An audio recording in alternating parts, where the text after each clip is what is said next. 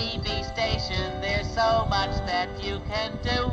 You're a world full of daffodils and birdseed, yes, it's true. You're my imagination, and I can't imagine what I'd do without you.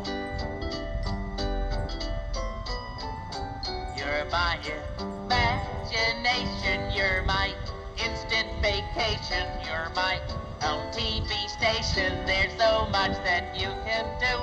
You're a world full of daffodils and birdseed, yes, it's true. You're my imagination, and I can't imagine what I'd do without you.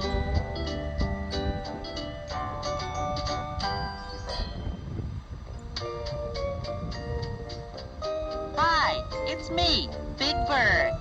Boy, I'm glad to see you because I want to tell you all about how I learned something really terrific and wonderful about myself.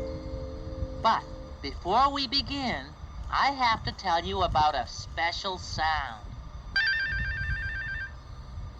When you hear this sound, turn the page of your book. Want to hear it again? Okay, are you ready to begin?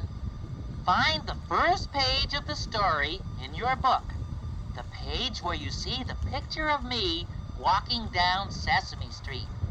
Did you find it? Good. Here we go.